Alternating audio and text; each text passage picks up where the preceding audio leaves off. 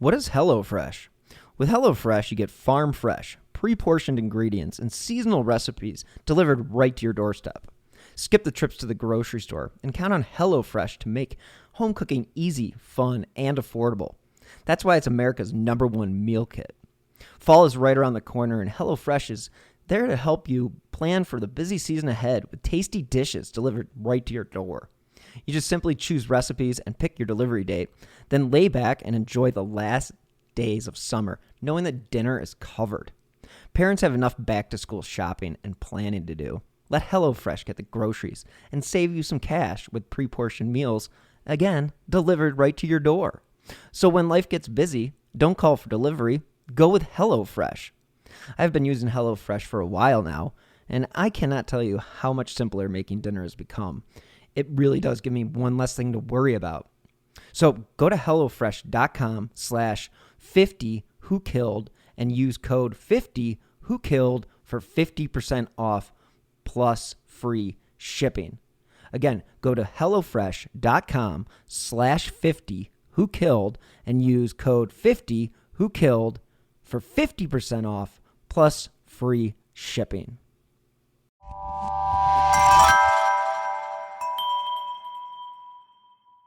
Slow Burn Media, an evergreen podcast, presents Who Killed, a podcast that provides a voice for the voiceless.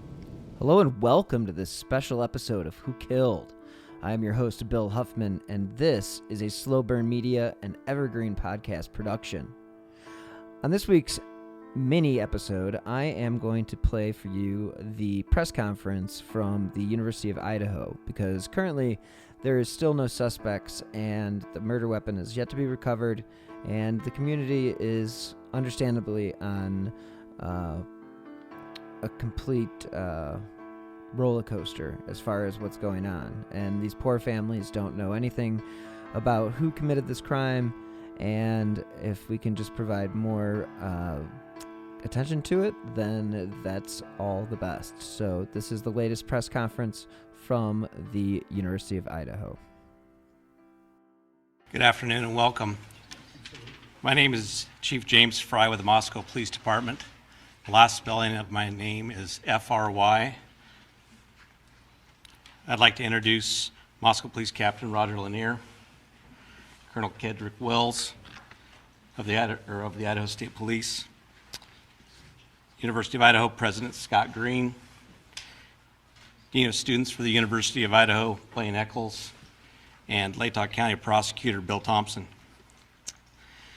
This incident has shaken our community, has continued to shake our community, and we continue to mourn for the victims. We will continue to vigorously pursue the investigation and pursue justice in this case. It is a complex and terrible crime, and it will take some time to resolve. Today, we want to clarify what we know and where we're at in this investigation. Our primary goal is public safety and to get a completion of this case and bring someone to justice. We continue to dedicate all the resources to this investigation. We've had 646 tips received, and all will be processed, vetted, investigated, and cleared. We've done over 90 interviews in this case so far, and the Moscow Police Department is utilizing the assistance from the Idaho State Police, the Federal Bureau of Investigation, and Latah County Sheriff's Office. The personnel that has been assigned to this from the Moscow Police Department is 4 detectives, 24 officers, and 5 support staff. Federal Bureau of Investigators, we have 22 investigators in Moscow, 20 additional are assigned and located in the Treasure Valley, Salt Lake City, Utah, and West Virginia. We have 2 behavior analysis individuals from the Federal Bureau of Investigation. For the Idaho State Police, we have 20 investigators, a public information officer, ISP Forensic Services, and a crime scene team. We have 15 uniformed troopers to assist our community, to help provide the additional resources for our patrols. Detectives are looking to develop any content that would help us in this event. Anyone who has observed any notable behavior or has any video surveillance or can provide relevant information about these murders, please call our tip line at 208-883-7180. Or you can email the tip line and that is tipline@ci.moscow.id.us. At this time, I would like to introduce Captain Lanier to give you some additional information.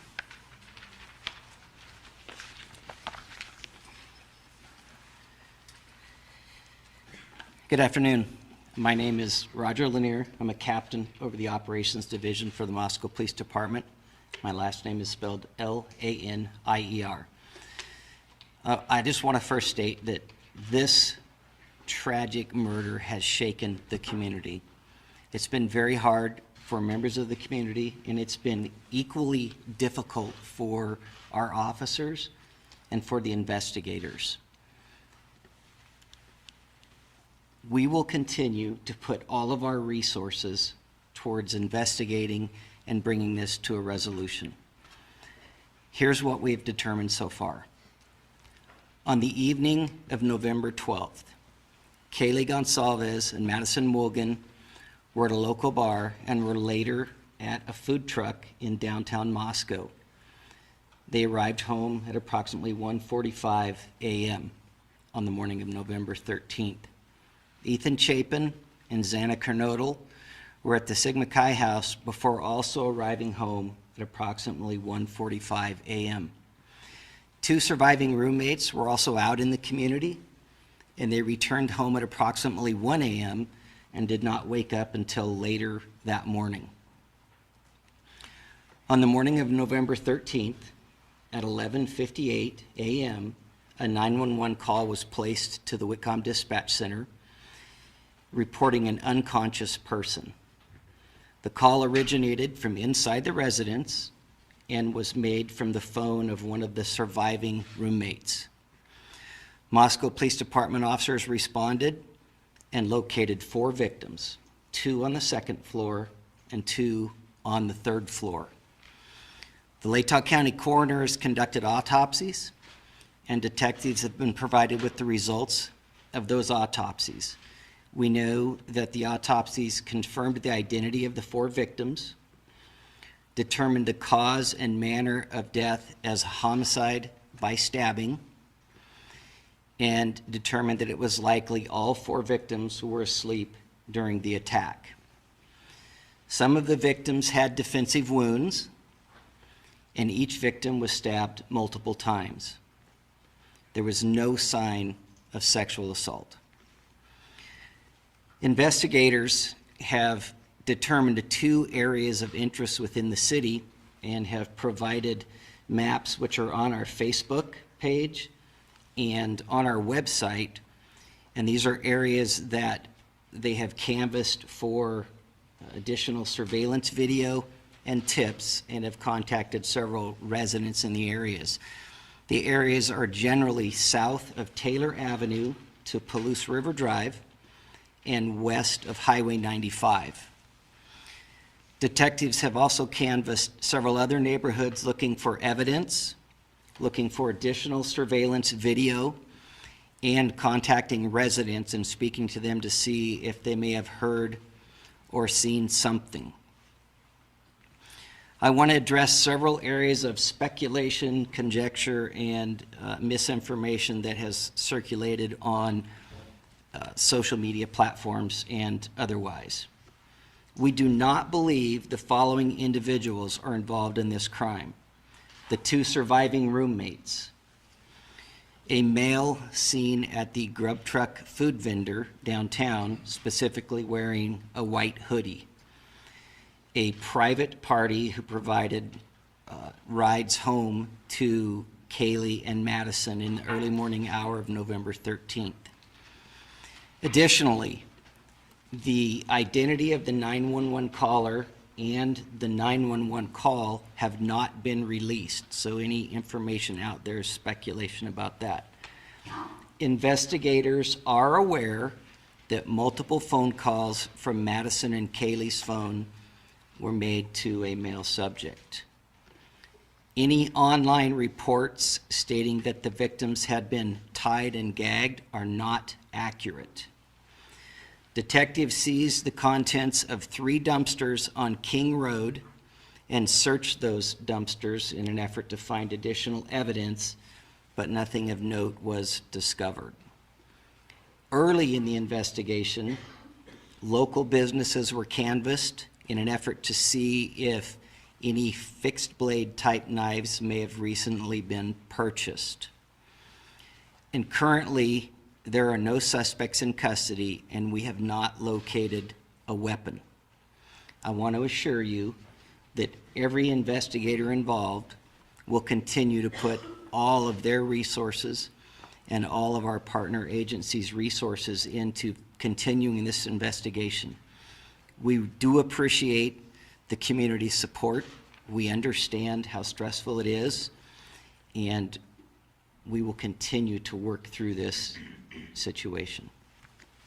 At this time, I would like to turn the mic over to Colonel Wills from the Idaho State Police.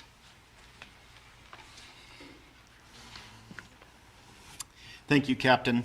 My name is Kedrick Wills, Kedrick-Wills, and I serve as the Director of the Idaho State Police. And I appreciate your attendance this afternoon as we talk about this horrific, horrific crime. The murders of Ethan, Xana, Madison, and Kaylee are a tragic loss to all of us. Nothing we can do will bring back these young lives. But we have an absolute commitment to working together to solve these senseless murders. And the way that we know how to do that is partnerships. And our partnership with the Moscow Police Department, with the Idaho State Police, the Federal Bureau of Investigation, and the University of Idaho to bring this issue to a conclusion and bring this to justice is absolute. We continue with Idaho State Police resources here on the ground in Moscow and throughout Idaho. Whatever the needs are, that's what we want to do.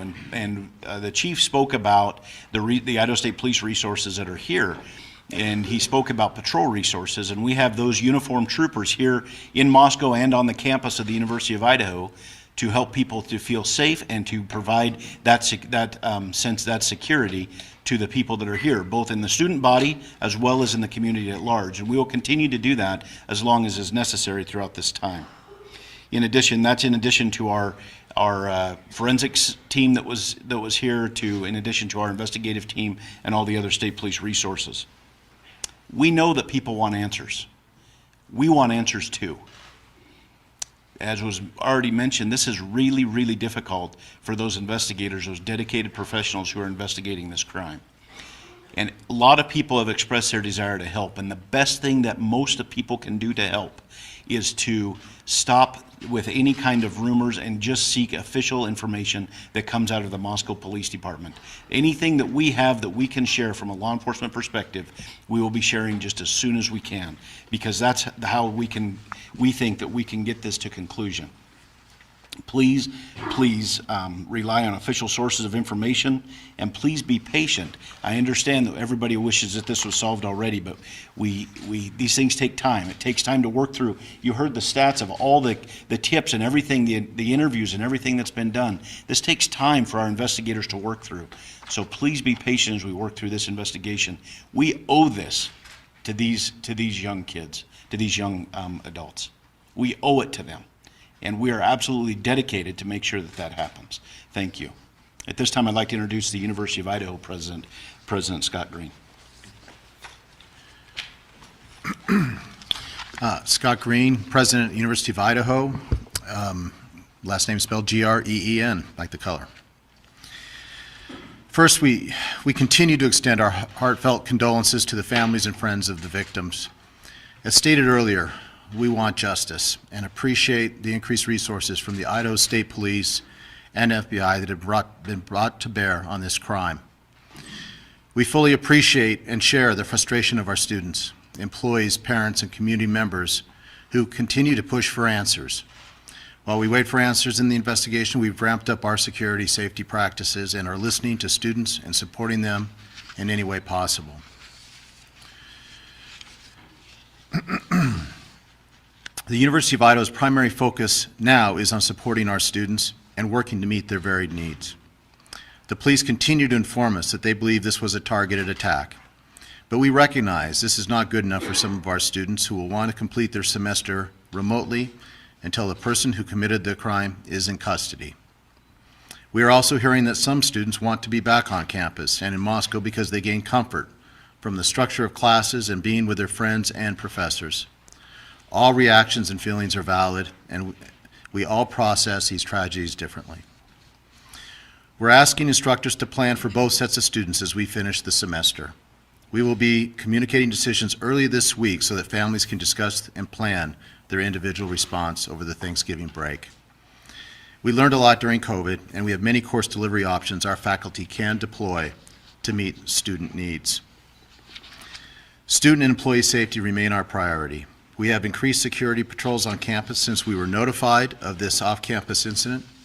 We have also benefited from increased Idaho State Police presence on our campus, which we are grateful for. They have been a very visible force, and they will continue this dedicated presence on our campus into the foreseeable future.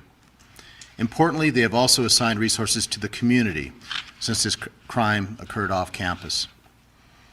In addition to the campus-wide precautions being taken, we offer the following safety and security features in our residence halls. We will continue our Safe Walk, available 24 hours a day, 7 days a week. All residence halls are locked 24 hours a day and only accessible by students that live in the building. All guests must be accompanied by a resident of the building. Each residential community has a dedicated resident assistant staff and a live-in full-time resident director to help ensure a safe environment. Every evening, there are resident assistants that are on duty to perform safety and security rounds in their area, including during fall break. Housing and resident life always has at least 2 full-time staff members that are on call to provide support and emergency response 24 hours a day, including over the fall break. And our Learning Center Information Desk Living and Learning Center Information Desk is open 24 hours a day and will be open all of fall break for our students' needs. While we certainly hope there is a swift closure with the arrest of whoever is responsible for this crime, we must also be prepared for all the possibilities, including a lengthy investigation. We must balance safety concerns and the need to grieve, along with the long-term needs of our students and our employees. We're making security our top priority. We are also planning for the very real possibility that some students aren't comfortable returning to campus. We will do our best to meet the needs of all students. Our faculty is working hard over the break to consider alternative delivery methods. We will also continue making counseling services available for all our students and employees as we process our grief. The care and concern for our Vandal family is our primary role, and we take that very seriously. We are a Vandal family, nothing means more to us than family. And I'd also like to just thank all those for the great outpouring of support we've received from the nation. It's been incredible time, and all those who stand in solidarity with us, just know it means a great deal to us. Thank you.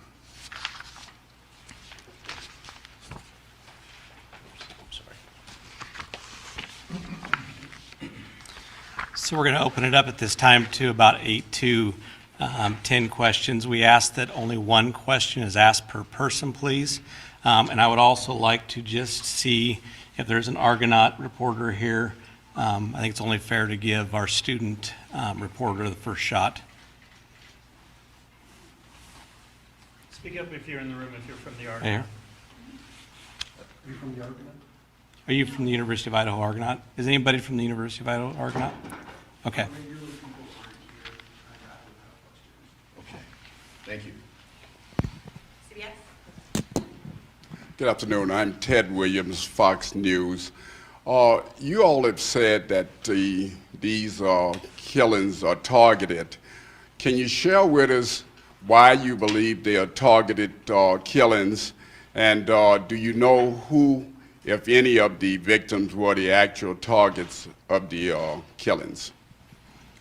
As we stated earlier in the previous press release, or press conference, we believe they're targeted because we take a totality of all the circumstances that we're looking at. Do we know any one person that it was targeted? We're not able to say at this point in time due to our investigation, but we still believe that. But we, like I said, we take a totality of everything that we're looking at. Chief Glenn Mosley, Idaho Public Radio here in Moscow. On the resources, do you have the resources that you need? We do have the resources. It is an incredible outpouring of what we receive from the Idaho State Police and from the Federal Bureau of Investigations and Latah County. Anything we ask for is given. So at any time, if we need additional, all I have to do is call the colonel, and he will provide that. He's already guaranteed me that, and I know the FBI has said the same thing. Hi, Emma Epperly from the Spokesman Review. I know you've said you're not going to release who the 911 caller was, but was the killer the 911 caller? I will tell you no. Can you clarify, you said it was made from the roommate's phone, but you didn't say the roommate made the call. So did the roommate make the call on the roommate's phone, or can you clarify if it was another individual who made the call? Actually, if we could just go to this one first. And Well, it's a follow-up, that's why I wanted to. so what I'll say to that is it was made from the roommate's call, or phone, excuse me, and we're not going to divulge who made that call. It's part of our investigation still, and when we get ready to release that, we will. Hi, Christina Corbin with Fox News. The male subject whom the women called, has he been ruled out as a suspect or person of interest? Everything that we have taken from those calls, we have followed up on, we've cleared, and we believe that there's no connection there.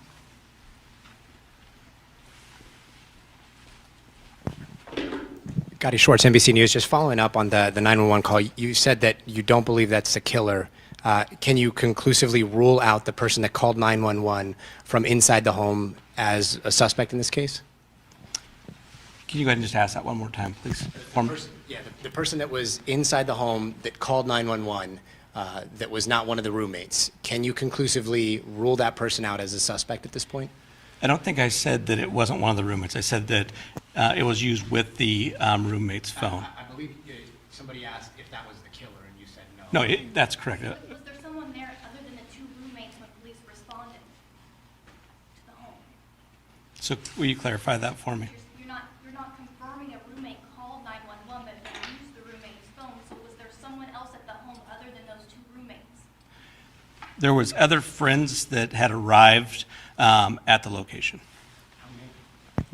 How many? And was that who made the call? Honestly, I'm not quite sure at this time, to be quite honest.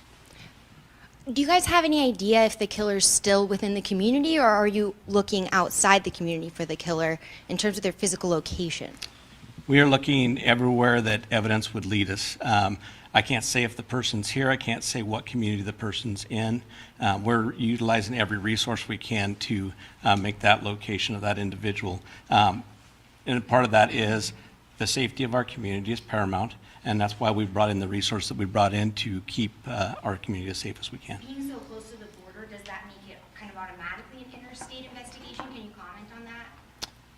I cannot comment on that. I'm not even aware. If you look in Washington at all, I guess, for... We're looking everywhere. I'm going to take two more questions.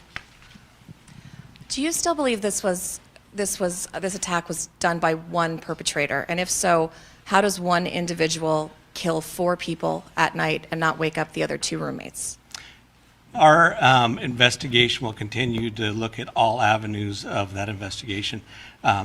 I cannot disclose any of that information. I don't even know that information at this point in time, and that's why we're continuing to investigate. So you don't know how this happened without the other 2 roommates hearing it or waking up or noticing? We do not. One more question. Hi, Angela Palermo, Idaho Statesman. In the press release yesterday, you confirmed that the victims were found on the second and third floors of the home. Can you say which of the victims were found where? I'm not going to go ahead and disclose that information. They were found on the second and third floor, and that's as far as we're going to go with that part of the investigation too, because all those key pieces do come to play later. So we do thank you.